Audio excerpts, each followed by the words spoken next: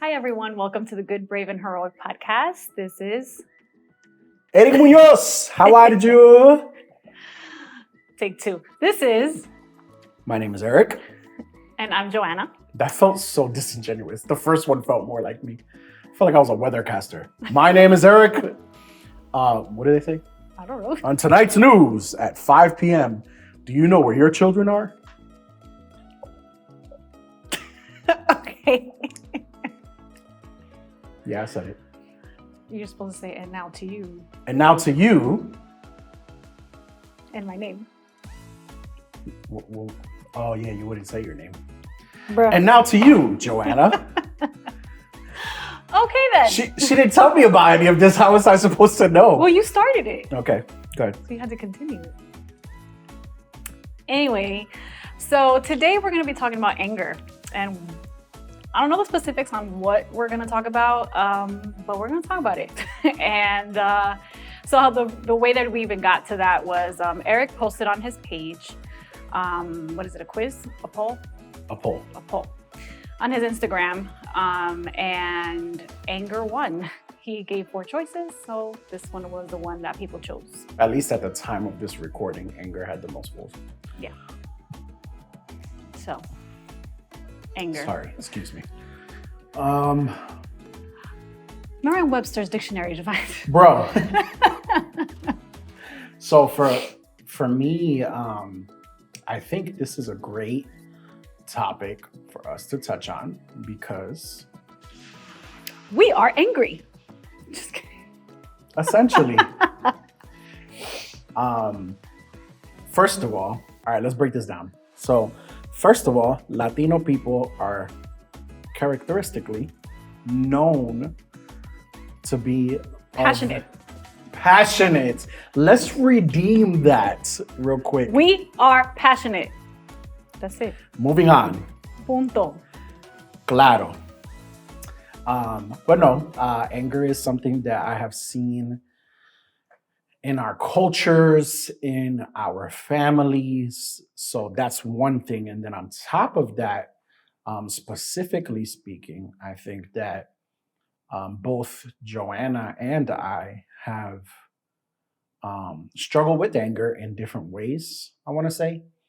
For the one thing we did say before we started recording, that I said, I should say, when we decided on this topic was, I think this is going to be a good conversation because we both have struggled with anger in the past and we do it from 2 differing perspectives where I tend to be a little bit more outward with my anger. It's more expressive and loud, and like exploding. Whereas your anger is more internal. Is that right? Yeah, More I think like it's more held passive in. and held in. Yeah, I think it just manifests in very different ways. For me, it'll come out depending on like the situation or situations. For me, it comes out little by little. Like the more the situation persists, the harder it is for me to hold on and control it, I think. I wonder if it's that I'm controlling it or if it's that I'm burying it.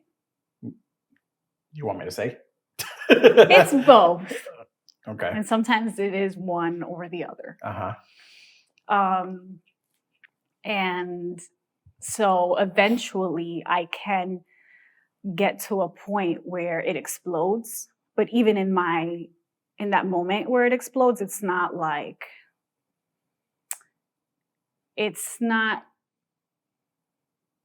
I don't know, explosive aggressive. No. So It's still controlled, but it's still like, I'm angry and you about to know. you know. Yeah, you definitely know. You're gonna know, like, I'm not gonna your- have any grace anymore. Your anger is more cold and calculating. It's more like a dagger in your side, whereas mine is very loud and fiery. It's more like a sword in your chest. I would say more like Negan's bat. Negan's bat. So we're doing Walking Dead references now. Like we don't even know if our whatever. You Look it up. It's Google. Negan's bat. Dang, you just compared me to Negan. I said his bat, your anger, not you. Your anger is like Negan's bat. What does he name it again? I forgot. Lucille? Lucille, which was his wife's name. Very sad. Mm-hmm. Sad story. Never thought we would talk about The Walking Dead on here. But anyway, no, yeah. So, I mean, I guess I would agree with that. And for me, learning how to, because, okay, let's get this out of the way. First of all, the word of God says, be angry, but do not sin. So there's nothing wrong per se with the emotion of anger. It's what we do with that anger. And I don't want to get preachy or anything, but I just think that that's important for people to know, because if you're struggling with anger and you want to grow in that area, then that's something that you want to be aware of. And I'm glad you brought that up, because I think that has a lot to do with why we see it so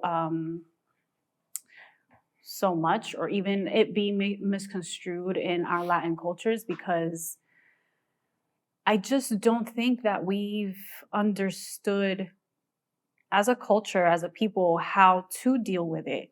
And so over time, we've learned to just glorify it. We don't have the tools. Right. So we just and keep it moving. Mm-hmm. We either glorify it to make it look like, because anger is a scary thing to be on the other side of. So it's either like, oh my God, get out the way, don't say anything, quiet, everyone, like your angry dad who starts slamming everything or whatever. Literally was thinking about my dad. And you just like tiptoe you don't know what Papi's gonna do, you know what Papi's gonna say. So you start tiptoeing everywhere.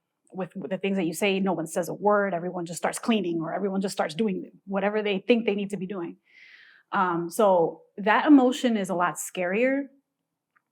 And it's almost like it holds like some kind of power to it, because you give this person all this space and allow them to have all this power to allow their anger to rule, but there's no talking about it, or how do we deal with this? Because that's out of control.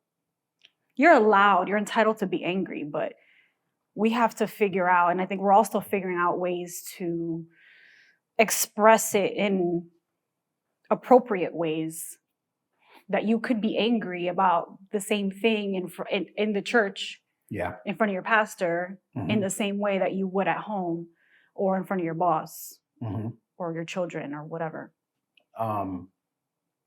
We have to unpack that, because you said a lot of stuff that, wow. And one point that I would like to park at for a moment is, and the way I want to approach it is this. If you want a really good reason to work on your anger, maybe it's something you kind of want to work on, but you haven't been actively working on. So you need to take a more proactive approach, or a more mindful approach. One of the best reasons is what you said. You said when Papi gets mad, when Dad gets mad, in our culture, at least for the both of us, when my dad got mad, everybody tenses up. You're afraid, and your dad doesn't necessarily have to be abusive. It's just the fact that it's loud and it's scary. So as a child, you're terrorized. And you grow up with that feeling internalized in your body. And so when people get angry now, what you do is you start trying to figure out ways to fix it, because it's not talked about, which is what you said. We don't talk about it, but we need to fix it because it's bad. And so I've seen that show up in our marriage. I've seen that show up in my relationship, anybody I care about. And this is the thing. This is why it's a really good reason. Because if your anger is so loud or so powerful, because it doesn't need to be loud to be powerful. If your anger is so powerful that the people that love you tense up in their body when you're angry, and become less of themselves and start to try to figure out how to fix things, start trying to find ways to calm your anger, start trying to find ways to make you go back to a normal state or to appease you or to be happy. And they're doing these mental gymnastics to try to do that. Why would you do that to the person that you love? And the only reason that somebody that you love is doing that is because they love you. So they make room and license for your anger, and they shouldn't have to do that. And I'm saying it in the way that I'm saying it because I have so much compassion for both people, because I know that my anger is very powerful. I know it is. Because I'm aware of this, I've tried so hard to work on it. But maybe other people that are listening are not aware of this, that when your anger is powerful, it makes the people that you love less of themselves. They start walking into fear.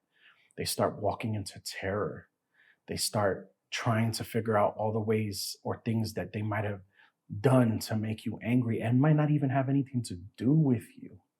I know how I get. I'm like, are you okay? Did I do something? And I start trying to backtrack throughout the day and try to figure out what I might have done to that person to hurt them. And this isn't with everybody. This is only with people I care about. And as the person who is angry or is prone to anger, we need to be able to not only control our anger, because that's only internal work, but when we do become angry, be mindful of the people that we love and communicate with them. So I think of an example. I know I'm talking a lot, but I'll finish in a second. But I think of like Kaya, how when we're not okay, not between each other, just like one of us is not okay for whatever reason, She picks up on it. she picks up on it and Very she's fast. fast. She's just like, "Mommy, are you okay?"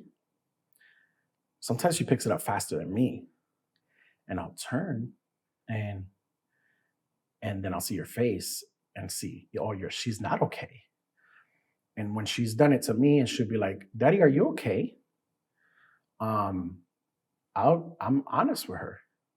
I'll tell her, "No, Daddy's not okay because one time I can remember I my knee was hurting really bad." And I just told her, "No, Daddy's not okay. His knee hurts a lot."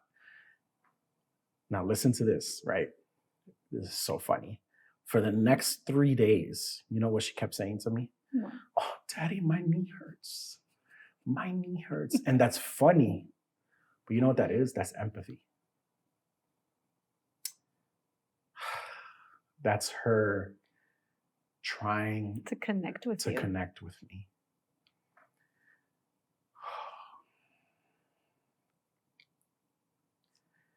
And if I would have lied to her, or if I would have felt like I needed to be strong for her in that moment, granted, the feeling wasn't anger, it was pain. So I wasn't okay. But I could have chosen to lie to her, to try to look strong for her, to tell her I was okay. Not only do I make her, like, sort of low-key gaslight her into not believing her, what's the word, like her own faculties, and being able to see something's wrong with me. Right now she's going to question whether she's actually good at that, or if she's picking something up. Not only that, but I also lose out on the opportunity of her empathizing with me and seeing my humanity and seeing all of that. So I say all of that to say that one of the great reasons for you to work on your anger is so that the people that you love can have more meaningful connection with you. Yeah. Oh, my baby. I guess this is now kind of going into a little bit about emotions in general. Mhm. I think that anger is just one of the scarier ones that everyone wants to move past fast. Yeah. Or the fastest, because it can be a really scary one. Your anger is so loud, whether it is internal quiet or it's always out loud. I know that my anger you're right, it's very calculating because I'm always trying to keep it under control. But when I'm really doing, sometimes it's just burying it. Mhm. And it's like pent up inside of me, and it's building and it's building and it's building, that I might not be verbally loud about it, but my presence becomes like, my body is just is like the capsule of anger. Like Yeah. that's what's in. And when I walk into a place, everyone in there can just feel it without me saying a word. Mhm. And then the room gets thick, thick, thick. And With in two the C's, moment, or sorry, I couldn't resist. I'm guessing that was more of a thick CK, right? Not CC. it gets thick, thick. That's weird. No, but it does. It gets really tense in the air. It just, everything changes, everything shifts. You have this like authority all of a sudden to switch everybody's mood, everybody's response, what they can say and do or not. And I remember being in therapy and God taking me through this season. I had to learn, even though I'm a social worker, I've had to learn how to feel my emotions. And that is a skill, because you feel emotions already, but then the moment that you recognize them or feel them, you have the choice of moving past them and you just keep it moving, or you do something with them intentionally. And I didn't know how to feel them, how to let them run its course. And anger was one of them. And I realized that my anger was really connected most of the time, not all the time, but most of the time, with sadness. So I invite you to question your anger. Where is it coming from? What is it connected to? Because when we feel something, it's not the only feeling we feel. It's a mix. It's like a ball of things, and it's always connected to something else. Maybe it's your pride. Maybe it's sadness. Maybe it's feeling resentful. Maybe it's not feeling appreciated. Maybe it's feeling less than, not good enough. Maybe it's, I don't know. It can be so many things. But for me, I found it to be, in a lot of like really big moments, connected to sadness. And what the response that came up for me was always like, this anger felt more like I need to defend myself, like I need to protect myself. And that's what the anger did for me. But because that, when you get to a place where you're so angry that it kind of like makes you want to be, it like makes you feel impulsive. And I don't know if you've ever felt that. Like it gives you like this, it engulfs you with this like energy, like this power that you're like, you don't think, you just do. Yeah. You might say something crazy. You might do something crazy. You have this feeling that you want to throw something. And that's scary. Mm-hmm. But I think that you can get to that place when you don't have the tools to feel it through, because you've ignored it for so long that you just let it get that explosive. So, and I can let it get there. I've definitely, about to say something a little crazy, but I've definitely gotten to the point where I've wanted to and thrown something. And teaching kids that's hard. Yeah. That's really hard. Kaya's especially in that stage where she's like, her emotions they're raw right now. They're at that level where she doesn't understand having to control them and how to do that. And so we're literally teaching her those tools. Yeah. And it's hard. It's really hard. And it's even harder when you have to get down to her level and say, and don't say, it's okay. Don't be sad. Don't be angry. You don't have to be. But you can be. Yeah. That's tough. And so now we find ourselves going to her and say, okay, you're angry. That's okay.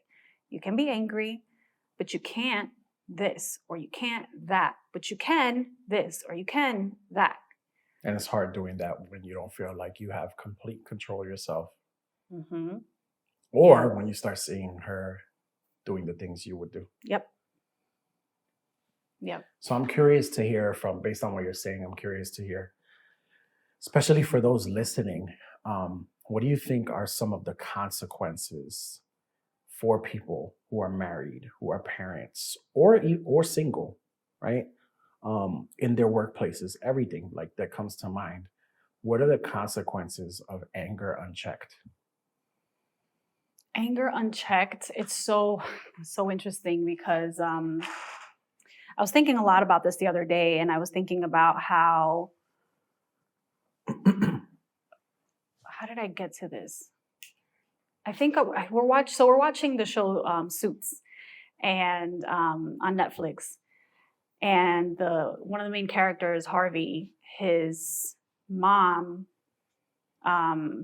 was unfaithful in the marriage, and there's like a there's a whole lot of people watching storyline. Suits right now, so don't There's mess a anything whole up. story. I'm not going to say anything else. There's a whole storyline to that and how it affects Harvey and his viewpoint on a lot of things. And you see a lot of his anger come out because of that. And so I was thinking about how that happens, how people get to that point. And now there's a lot of reasons for infidelity. So many reasons. There's never just like this one reason, typically, I should say.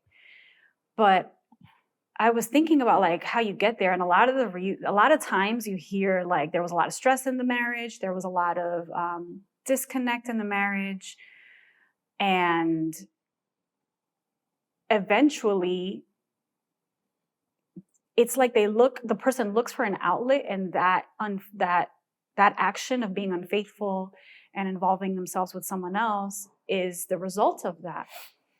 And so and back to my point about being impulsive is I think that when you have really, really strong emotions like this, where you lose yourself and you let that emotion, especially anger, take the wheel, you become impulsive, and everything's fair game at that point.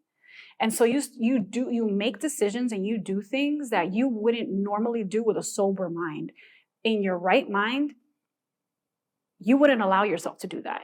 But when you're so angry, you don't care about boundaries, because at that point you feel like all your boundaries were crossed. Mm-hmm. So you don't care. Right. Everything's fair game. There's not really anything that anyone can say or do if you get to that point. So you in turn start to hurt people. That's when you get people saying things out of line or doing things that are out of line. So I think that you become very impulsive in that big emotion, in that anger. You become very impulsive because you need to feel something. And that something is that release. You need to feel that release. Some people have found it helpful to go to the gym, because eventually they can throw weight around and it feels good to just and then because you get that release, or you go running because you get that release, or whatever it is. And other people that don't have the tools yet, they might make a really bad mistake because they need to feel that release. And that release, while it's necessary because you have to get it out, if you don't do it in a way that's appropriate, that's going to guard you and your heart, and whoever else is involved is going to hurt in the long run. Yeah. And so from what I'm getting from you is that you have to find healthy ways to deal with that anger consistently, so that it doesn't end up being a way of you acting out. And key point on healthy, because if every time you're angry, it triggers you to go watch porn, for example, and masturbate. I know that's an extreme example, but that's unhealthy. But you know what? It's common. It is common. That's why that's why we're talking about it, right? Yeah. Or go and get drinks, but it's not one drink, it's 5 drinks, 6 drinks, and you barely ate. You make today, a habit out of it. right? Or even if it's just like, I don't know, but there's a whole bunch of other ways that you can try to cope with that stress that are really unhealthy, right? So I think like it's about being more proactive, right?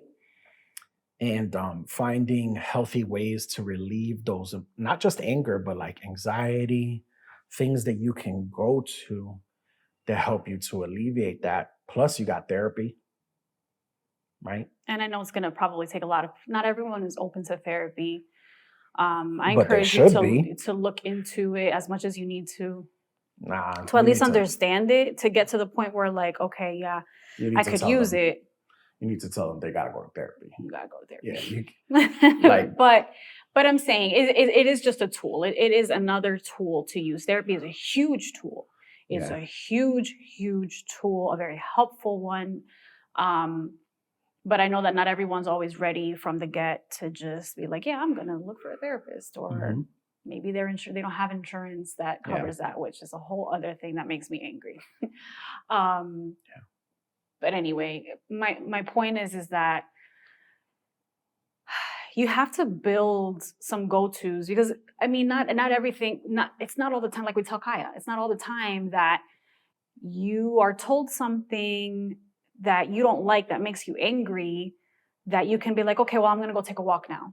mhm. If you're in the middle of work and you can't take a walk, or a client just told you something that made you angry, you can't just be like, excuse me, I have to reach into my toolbox. Can I call you back? I'll be Yeah. right back.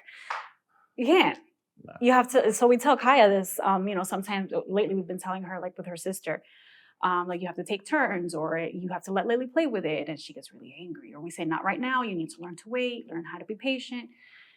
And she gets really angry. Mhm. She doesn't get it. She's like, I want it now. And we're trying to teach her how to be patient. And so we've been telling her, you might not like what we have to say. You might not like what you have to do or don't do. And you're going to be upset about it. You can be upset about it. But even if you don't like it, you have to be a good listener. Mhm. And it's not always that we can just stop and walk outside with her and say, let's take a walk. Yeah. You got to listen, because it's Mhm. good for you. Yeah. Or you have to learn how to play well, or whatever it is. So, like, it's just important to find that array of tools to keep it in check until you can address it. Yeah. Anger is such a debilitating thing, and it's so, like you were saying, how it kind of takes control over you and will make you impulsive and all of those things. And so it's like it's not only valuable on the one hand to work on, but it's like it could really save you from a lot of trouble in your personal life, in your work life, um, and then even just in your faith. It's like we have a responsibility as human beings. Again, Christian or not Christian, does not matter. We have a responsibility to work on ourselves as human beings to become the best human being we could possibly be. Okay, your family was extremely angry and treated you like crap, and now you grew up and you took on those same ideologies. It's in your body, it's in your bones, and you have all of this stuff ranging back so far that is inside of you, and it manifests daily in your life in the way that you treat people. Okay, that doesn't mean you don't have the responsibility to become a better person. Mm-hmm. You have a responsibility to this world, to your family, to your husband, your wife, your children, whoever it is that you have a responsibility to. If you don't got nobody, you got a responsibility to yourself and to this world. Mm-hmm. In Western culture, we are so focused on the self that we forget about the world. We do have a responsibility to this world. We do have a responsibility to people that we do not know, even though we don't know them. So I feel like people need to understand that they need to hold themselves to a higher standard. And not only is it a good thing to work on anger, but it's your responsibility. It is. I'm glad you said that, because You just can't be walking around angry all the time. And if you're, let's say, you had a rough upbringing. I get it. You've been scarred. You've been traumatized. I get it. Listen, my boy, she had a really rough upbringing. I get it. I get it. And you're entitled to feel all these things. But other people don't deserve to then be your victim too.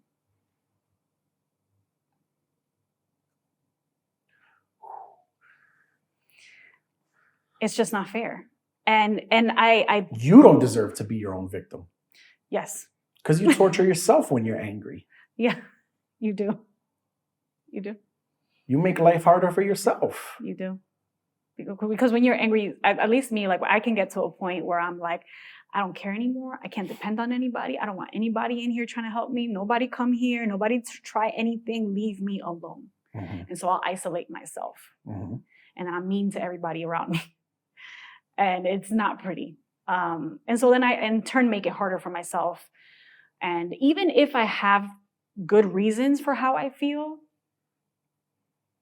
it's still not, in the long run, allowing those that love me, that want to make it better, it's not allowing the chance to connect or whatever the case is. We all got reasons. Yeah, we always have all got reasons, and they reasons. might be good ones. They might be very valid ones. I tell Kaya, like, you can tell me why you're angry. Tell me about it. You can be angry. Tell me about it. Let's talk through it. Just talk through it with me. And you can continue being angry. Just talk through it with me. How are you feeling? How are your hands feeling? Are you cold? Are you like, do you want to grab something and hold it tight? Do you want to scream? Do you want this pillow? Do you want to go outside and scream? But let's work through it. But yeah, it's just not fair. It's just not fair for anyone else to have to endure this anger as if, like, you just can't walk around with that chip on your shoulder. No. You just can't. If it's at that point, you're like, if you're now an adult, I'm not saying there's no grace for you, but you're an adult now. Let's work on it. You got to work on it. You've got to be accountable for work on yourself. Like you can't, what are you going to do with it? You can't sit in this puddle of anger, on this ocean of anger. Oh, woe is me. I'm angry. All these things happen to me. And I'm not invalidating it. Please don't take it that way. I'm a whole social worker. I get it. Mm-hmm. But we're not going to stay there. What's the next phase? What's the next step? What's the next stage? What's the next chapter? Don't stay in that chapter. It's not fair to you. Keep writing.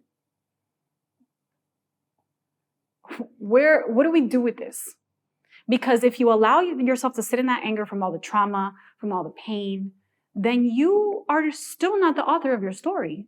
Oh. It's the people that traumatized you, or the situation, or whatever it is that traumatized you, who's still writing your story. Yep. And if you've been in a very traumatic space for however long, or if you had a traumatic upbringing, your anger was probably there for so many reasons, but one of them was there to protect you. So anger is not a bad thing. It's just alerting you, like, this is not okay. It's screaming, this is not okay. It should not be this way. It doesn't have to be this way. And it still doesn't. So take that and say, what do I do with this? I have all these emotions. I have all this anger. What do I do with it? Do something with it. Don't just sit there holding it, staring at it over and over. Do something with it.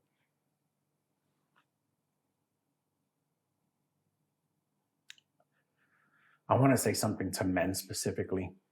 And this might hit women too, but I just feel men heavy on my heart right now. Harping even more on the fact of our responsibility to deal with our anger. The thing about it is that the mark of a good man is not your ability to exert yourself on others. The ability to be more powerful or stronger than others, or the ability to control others. The mark of a good man is to have the capability of those things and to be able to temper them. The perfect example of that was Jesus. Jesus was God in human form, is God in human form. And he came and took on the body of a man to relate to us better, to feel the things that we feel, to do all of those things while also maintaining the capability of God within the residence of his own body. And even throughout all of that, always maintain self control. Mm. Always maintain self control. A lot of people don't understand that Jesus felt the things that we felt. Scripture talks about that. That he came so that he would be able to understand humanity to a deeper level and to be able to show us an example. And so I think that men need to understand that self-control is an extremely important part of being a good man. Now, I'm not going to sit here and act like I have the most self-control in the world. I don't. But let me tell you something. I'm busting my chops to try to have the most self-control that I can. When somebody comes at me crazy, my wife will tell you, my initial reaction is to grab a baseball bat. I go from 0 to 100 real quick. There's a lot of anger inside of me. There's stuff inside of me that I still haven't dealt with. There's anger that I have at people that I will throw at other people who come at me now because I never got a chance to throw it at them before because I was too little. And so now I have a choice when somebody makes me angry today. I have a choice when I'm out in the street and somebody says something crazy to my face or says something crazy to my wife. I have a choice in that moment. And I may be able to hurt somebody else physically. However, that does not make me more of a man. Mm. And so those are the big moments, but it's even more powerful in the smaller moments, in the moments where we're tempted to be sarcastic with somebody that we love because we're having a bad day. In the moments where our initial reaction is to choose a little bit of a biting response to our loved one because we're angry with them for whatever reason. In those moments, can you exemplify self-control so much so that you choose to have a graceful word instead? Will you be exemplified by yourself? Will you be known by your self-control and your grace towards others or your anger? And I think that a lot of people know my anger more than they know my grace. I could be wrong. And you know what? I'm ashamed of that. And so what I'm doing is for the rest of my life, I'm going to work hard so that that flips around. Actually, it's something that I pray to God. And I pray to God that at the end of my life, I will be known for my kindness and my self-control. Those two things. I want to be known for my kindness and my self-control. Is that who I am today? I don't think so. But is that who I'm going to be when I die? You better believe it. And so people, you have to think about these things. If you're dealing with anger in the home towards your wife, if you're dealing with anger in the home towards your kids, towards yourself, and you're not even aware of it, because a lot of times men aren't even aware of their emotions, whatever it is, you need to start facing these things.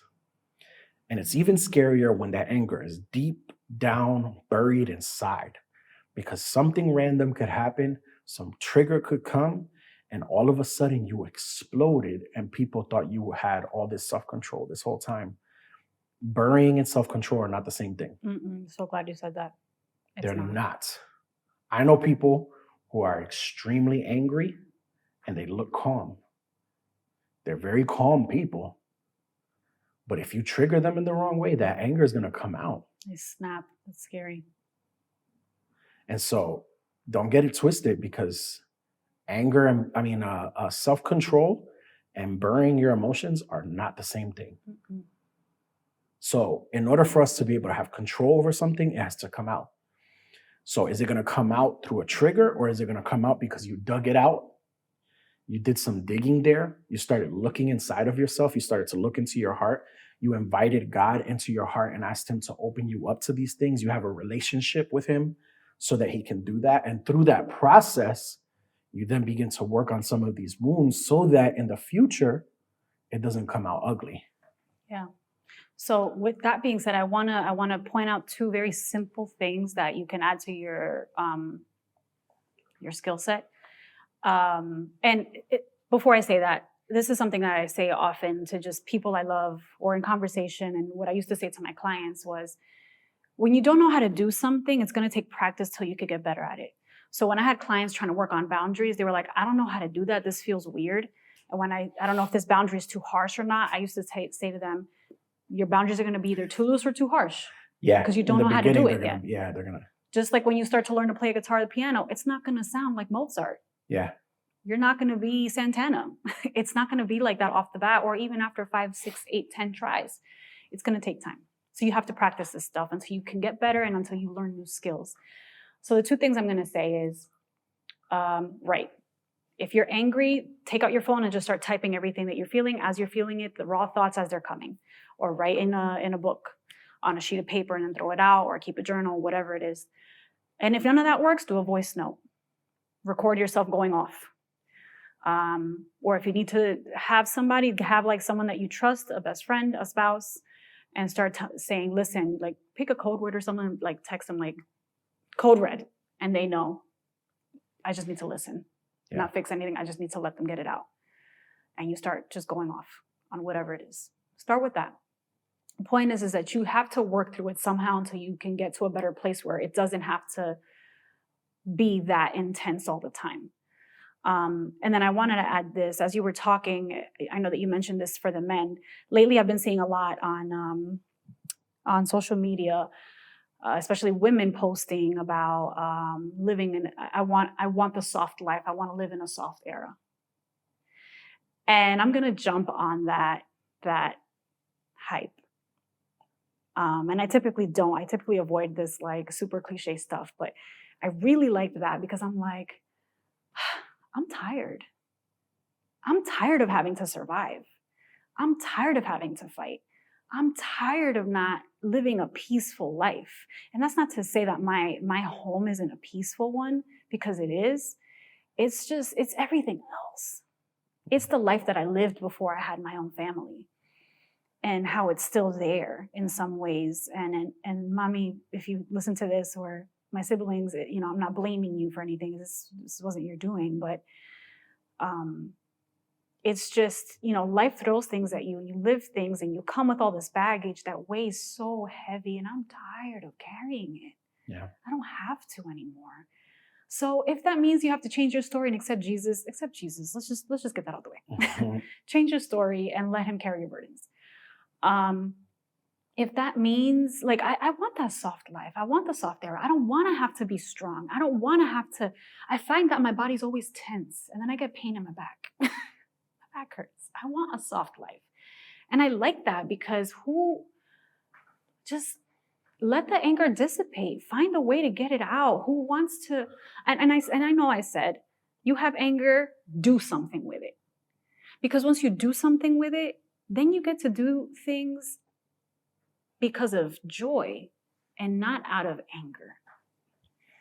Now your reason is joy. Can you imagine what you could create, or what you can be in or involved in, or what you can do from a place of joy and peace and rest and freedom, than being it from a place of anger, and you have to do all of it, and you find yourself having to, like you're trying to move on, but they're all from a place of anger. Yeah. Find new roots. Those are my 2 cents. Those are my 2 cents. I think that's good. I'm really happy with this episode.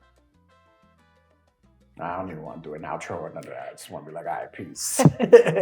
I do want to say that if you still have questions, or you still do want to talk about it a little more, you can say something in the comments. You can private message, DM. Why did I say private message?